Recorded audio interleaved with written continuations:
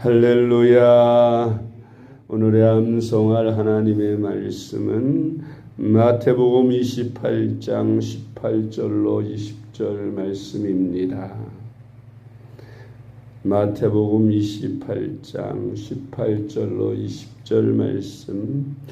예수께서 나와 말씀하여 이르시되 하늘과 땅의 모든 권세를 내게 주셨으니 그러므로 너희는 가서 모든 민족을 제자로 삼아 아버지와 아들과 성령의 이름으로 세례를 베풀고 내가 너희에게 분부한 모든 것을 가르쳐 지키게 하라.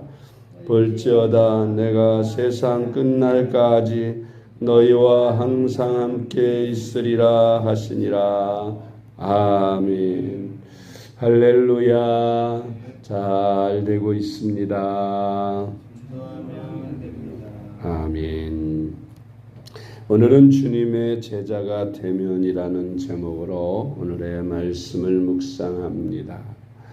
우리가 예수 그리스도 주님의 제자가 되면 모든 민족을 제자로 삼는 세상 정복의 비전을 감당하게 됩니다.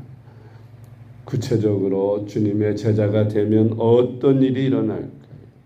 첫째로 하나님의 전신갑주를 입고 열정적으로 싸워서 승리하는 삶을 살게 됩니다. 아멘. 에베소서 6장 10절로 12절 말씀. 끝으로 너희가 주 안에서와 그 힘의 능력으로 강건하여 지고 마귀의 간계를 능히 대적하기 위하여 하나님의 전신갑주를 입으라. 우리의 씨름은 혈과 육을 상대하는 것이 아니요 통치자들과 권세들과 이 어둠의 세상 주관자들과 하늘에 있는 악의 영들을 상대함이라. 아멘. 영적인 전쟁. 우리가 영적으로 예수 그리스도를 믿고 주인을 바꾸는 순간부터 우리의 대적은 마귀가 됩니다. 예수를 믿기 전에는 본인이 알고 있든 모르든 마귀가 그 주인이 되고 대장이고 마귀가 시키는 대로 따라가는 종일 수밖에 없는데, 그런 우리가 예수님을 구주로 영접하고 하나님의 자녀가 되는 순간부터 우리는 하나님 나라의 영적인 군대가 되어서 영적으로 마귀의 군대와 싸워야 하는 것입니다. 영적인 전쟁이 시작되는 것이지요. 우리 힘으로는 마귀를 이길 수가 없습니다. 그래서 오직 하나님의 주님의 힘의 능력으로 강건하여 져야 합니다. 그래서 하나님의 전신갑주를 입고 싸워야 하는데, 우리의 씨름은 혈과 육을 상대하는 것이 아니고 통치자들과 권세들, 이건 일제시대 때나 공산주의자들, 권세자들, 통치자들이죠. 이들이 마귀의 대변인, 다 마귀의 종이 되어서 우리 그리스도인들을 핍박하고 그리스도인들을 괴롭히는 이런 일들이 일어날 때에 그들이 우리의 대적이 되는 것입니다. 그래서 하늘에 있는 악의 영들을 상대하여 우리가 날마다 싸워야 하는 것입니다. 그러나 그 싸움에서 우리끼리만 싸우면 패할 수밖에 없지만, 그러나 우리 주님이신 예수 그리스도가 우리의 대장이 되시고 주님과 함께 싸우면 우리는 날마다 승리하며 살 수 있는 것입니다. 두 번째로 육신의 정욕과 안목의 정욕, 이생의 자랑으로는 우리의 사명을 잘 감당할 수 없다는 것을 깨닫게 됩니다. 누가복음 18장 22절로 23절 말씀. 예수께서 이 말을 들으시고 이르시되 내게 아직도 한 가지 부족한 것이 있으니 내게 있는 것을 다 팔아 가난한 자들에게 나눠주라. 그리하면 하늘에서 내게 보화가 있으리라. 그리고 와서 나를 따르라 하시니 그 사람이 큰 부자이므로 이 말씀을 듣고 심히 근심하더라. 아멘. 영적으로 맹인이요 죽어 있는 상태에 있는 세상 사람으로서는 육신의 정욕을 따라 살 수밖에 없지요. 안목의 정욕에 따라 살 수밖에 없지요. 세상의 자랑으로밖에 살 수가 없어요. 세상 사람들은 다 이 세 가지, 육신의 정욕, 안목의 정욕, 이생의 자랑, 그런 것을, 세상을 사랑하면서 그것을 추구하며 삽니다. 그런데 예수님을 믿고 나면 이런 모든 것에서 해방이 됩니다. 육신의 정욕, 안목의 정욕, 이생의 자랑 같은 세상 것들은 다 잠시 있다 없어질 것들이고 아무것도 아니라는 걸 알게 돼서 사도 바울은 이런 것들을 배설물과 같이 여긴다. 천한 말로는 똥과 같이 여긴다. 그런 말이에요. 그리고 분토와 같이 여긴다. 흙과 같이 여긴다. 황금을 보기를 돌같이 하라는 우리 최영 장군의 그 아버지 교훈을 이제 우리가 주님으로부터 이제 받게 되는 거죠. 세상 것들을 사랑하고 세상 것들, 육신의 정욕, 안목의 정욕, 이생의 자랑이란 육신의 쾌락적인 것들, 또 물질의 욕심, 돈의 욕심, 황금의 욕심, 또 명예의 욕심, 그런 세상 것들입니다. 그런 것들을 본능적으로 우리는 추구하게 되어 있고 그것을 원하지요. 그러나 예수님을 믿고 거듭나서 영적인 군사가 되면 그런 것들은 다 배설물과 같이 여겨지게 되고 분토와 같이 여겨지게 되어야 우리가 그런 것을 초월해서 세상을 사랑하지 않고 영적인 나라, 하나님의 나라의 군사로서 목숨 버려 싸울 수 있는 각오가 되는 것입니다.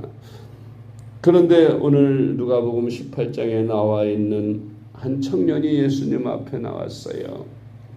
종교적으로는 신앙생활을 열심히 잘했던 것 같습니다. 그 청년이 주님에게 자랑스럽게 알아달라는 뜻으로 묻습니다. 주님, 내가 어떻게 해야 영생을 얻겠습니까? 주님께서 대답하시죠. 계명을 지켜라.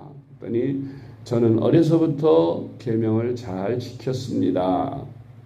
정말 이 청년은 율법적으로는 열심히 계명을 잘 지키고 그런데 그가 부자였던 것 같습니다.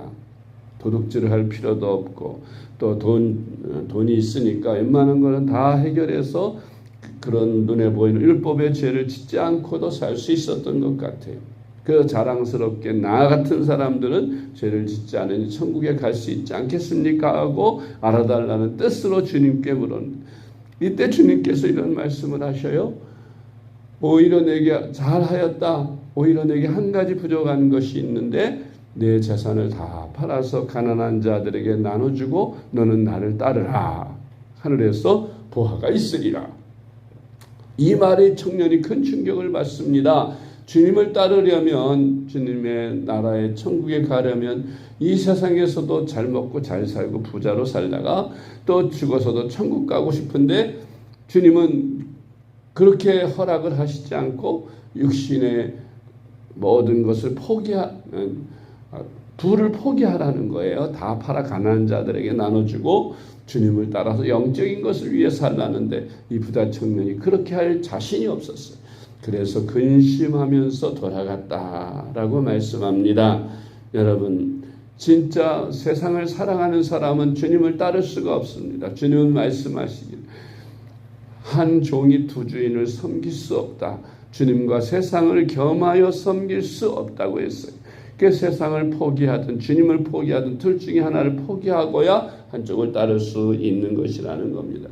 주님을 따르려면 이런 세상 것들을 포기해야 주님을 따를 수 있음을 말씀합니다.